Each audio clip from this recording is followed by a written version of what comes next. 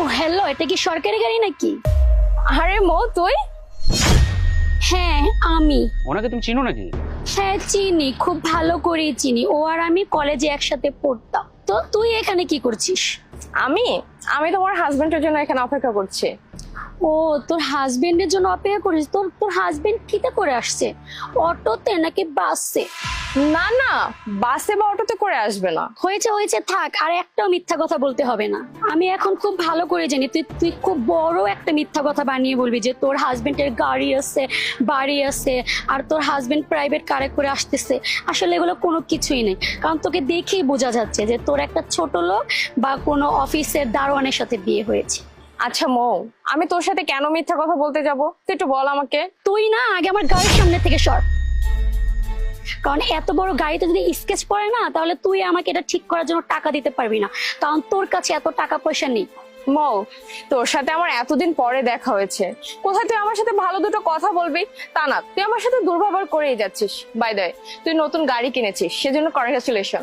Thanks, but আমি জানি তোদের না এরকম গাড়ি কেনার সামর্থ্য নেই।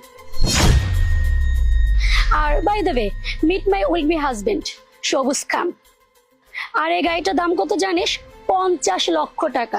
জীবনে এরকম গাড়ি চোখে দেখেছিস? আর তোরা তো জীবনে কোনোদিন এই গাড়ি কিনতে পারবি না, শুধু দেখেই আফসোস করবি। হ্যাঁ ঠিক বলেছিস, গাড়িটা কিন্তু তোর বেশ সুন্দর। সবুজ জানো, ও আর আমি যখন একসাথে কলেজে পড়তাম না, সবাই না শুধু ওকে দেখতো, আমাকে না কেউ দেখতোই না, আমাকে কেউ পাত্তাই দিত না, সবাই শুধু ওর পিছে পিছে ঘুরতো। মানে ও ছিল ভাইরাল পার্সন, ওর হেয়ার স্টাইল, ওর কথা বলার স্টাইল, ওর ড্রেস আপ, সবাই এগুলা দেখে ওর পিছে পিছে ঘুরতো। আর এখন দেখো ওর কি অবস্থা হয়েছে, রাস্তায় কিভাবে একটা সস্তা শাড়ি পরে দাঁড়িয়ে আছে। শোন, যারা যারা তোর পিছনে ঘুরতো না একসময়, তুই যাদের ক্রাশ ছিলি, তারা এখন তোকে দেখলে উল্টা দিকে ঘুরে দৌড়াবে, বুঝছিস? কারণ তোর আর আগের মতো সৌন্দর্যটা নেই। আর তুই না বলতে যে তোকে যে বিয়ে করবে সে নাকি থাকবে লাখে একজন। এখন কি তোকে কেউ দেখে বলবে যে তুই লাখে একজনকে বিয়ে করেছিস? তুই এমন একটা লোককে বিয়ে করেছিস যে তোকে এই রোদের ভিতরে, রাস্তার ভিতরে দাঁড়া করে রাখছে। তোর অবস্থা দেখ আর আমার অবস্থা দেখ, এতে বোঝা যাচ্ছে যে তুই একটা ফকিন্নি হয়ে গেছিস। আর শোন, তোকে তোর হাজবেন্ড কতটা যে ভালোবাসে তা আমার এখন তোর এই অবস্থা দেখে বোঝা হয়ে গেছে। আরে ভালোবাসা নিয়ে কেন কথা বলতে যাব বল? ভালোবাসা নিয়ে কারা কথা বলে জানিস? যাদের জীবনে ভালোবাসার খুব অভাব। কিন্তু আমার জীবনে তো ভালোবাসার কোনো অভাব নেই। আমি যাকে আমার জীবনে জীবন সঙ্গী হিসেবে পেয়েছি না, তাতে আলহামদুলিল্লাহ। সে আমাকে প্রচুর ভালোবাসে, আমার খুব যত্ন করে, কেয়ার করে, সবসময় আমার দিকে তার নজর থাকে।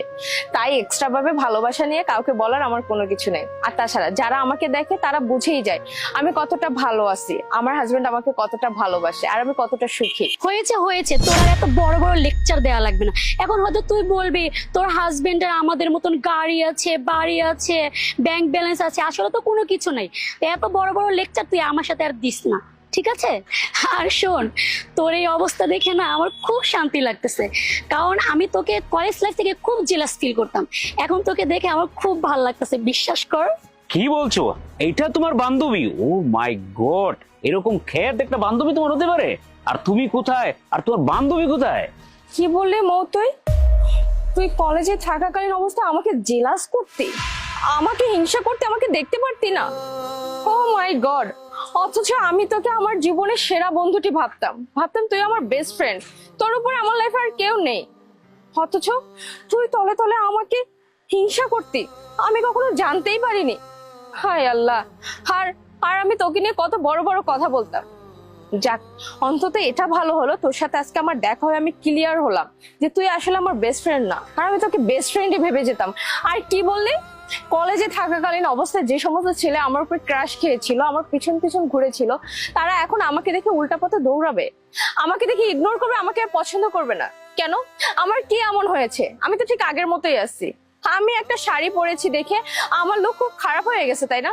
শোন, একটা কথা মাথায় রাখবি, আমার কিন্তু এখন বিয়ে হয়ে গেছে, আমি অন্যের স্ত্রী। আমার শ্বশুর বাড়ির লোকজন, আমার হাজবেন্ড যেভাবে চাইবে ঠিক সেইভাবেই আমার চলতে হবে। তারা যদি চায় আমি ওয়েস্টার্ন পরবো, তারা যদি চায় আমি শাড়ি পরবো। আর শাড়িতে কি এমন আসছে, আমি এটা পরতে খুবই কমফোর্টেবল, আমার কাছে কোনো অসুবিধা মনে হয় না। আর আমি তাদের অবাধ্য হয়ে এমন কোনো কিছুই করবো না যাতে আমার শ্বশুর বাড়ির মান সম্মান চলে যায়, আমার হাজবেন্ডের মান সম্মান চলে যায়। আচ্ছা, তোর হাজবেন্ড কয়টা কি? হ্যাঁ, নিশ্চয়ই কোনো অফিসে জব করে, আর কত হয়তো বা 15 থেকে 20 হাজার টাকা স্যালারি পায়, তাই না? আর আমার বয়ফ্রেন্ড কি করে জানিস, তার পার ডে ইনকাম আছে 1,00,000 টাকা। আর এখন তুই হিসাব করে দেখ যে তার মান্থলি বেতন কত হয়। আর শোন, তোকে আর একটা সুখবর দিচ্ছি, এরকম গাড়ি না আমাদের 10-12টা আছে, আর সামনের মাসে আরো কয়েকটা গাড়ি কিনবো, বুঝতে পেরেছিস? ও তো একটু কম বলছে, মাসে 30 লক্ষ টাকা। এটা ঠিক আছে, এটা আমার স্যালারি।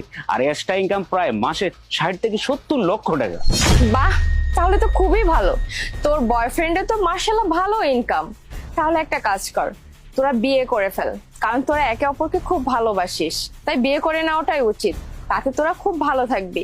কলেজ লাইফে আমি একটা কথা বলতাম না, যে আমি কোনো প্রেমের মধ্যে নাই, ডিরেক্ট বিয়ে করব। কারণ প্রেম করে সময় অপচয় করার মতো মেয়ে আমি না। তাই তোদেরকেও বলছি, তোরা বিয়ে করে ফেল, তাতে তোরা ভালো থাকবি। এই শোন, বিয়ে করবো না না করবো এটা সম্পূর্ণ আমার ব্যক্তিগত ব্যাপার। তুই এত কথা বলিস না, হ্যাঁ, এত বড় বড় লেকচার দিস না আমাকে। আর শোন, তুই বিয়ে করে তোর কি অবস্থা হয়েছে, সবাই না তোর উপরে ক্রাশ ছিল, তুই হ্যান হবি ত্যান হবি, এখন দেখ তোর কি ফকিন্নি মার্কা অবস্থা। শোন, যারা একসময় তোর পিছে ঘুরতো না, তারা এখন তোর এই গেটআপ দেখে উল্টা পিছে দৌড় দিবে, বুঝছস? আর শোন, তোকে একটা কথা বলি, কলেজ লাইফ থেকে না তোর প্রতি আমার খুব হিংসা হতো, কারণ সব ছেলেরা শুধু তোর পিছে পিছে ঘুরতো, আমাকে কেউ পাত্তাই দিত না, কারণ আমি তোর মতন সুন্দর ছিলাম না। কিন্তু এখন দেখ, তুই এত সুন্দরী হয়ে কি হয়েছে, আজকে তোর অবস্থা দেখেছিস, তোর দিকে না আমার মনে হচ্ছে রাস্তায় একটা কুত্তাও তাকাবে না।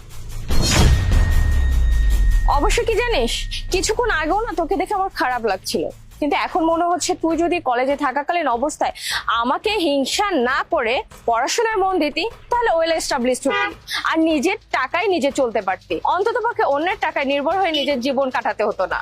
তুই তো নিজের বলতে কোনো কিছুই রাখিসনি, নিজের বলতে কোনো কিছুই নাই।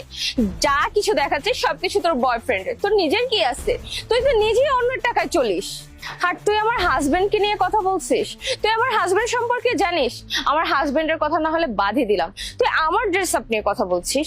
কি এমন খারাপ ড্রেস আমি পরেছি? আমি তো শাড়ি পরেছি।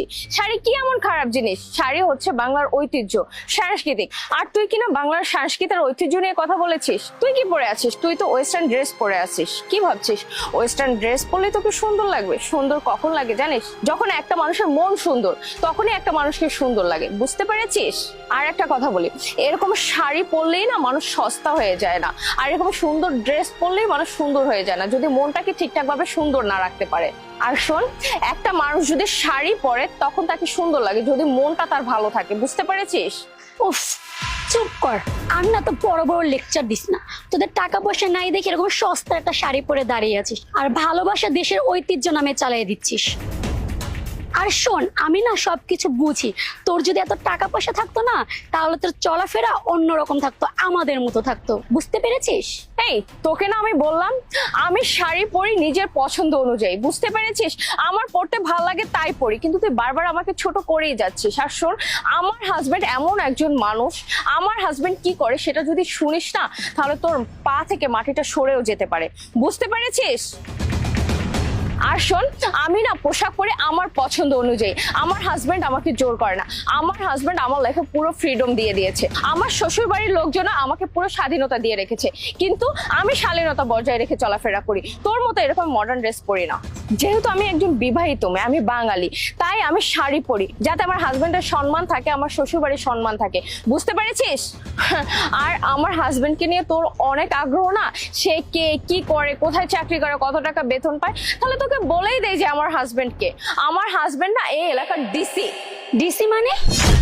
মাহিব, সরি আমার একটু লেট হয়ে গেল, চলো। আসসালামু আলাইকুম স্যার। ওয়ালাইকুম সালাম। আরে আপনি কে? আরে তুমি ওনাকে চিনছো না? উনি তো এলাকার সম্মানিত একজন ডিসি সাহেব, যার কথা এলাকা চলে। ও মেঘ, তুমি চলে এসেছো, ভালোই হয়েছে তুমি একটু লেট করে আসছো।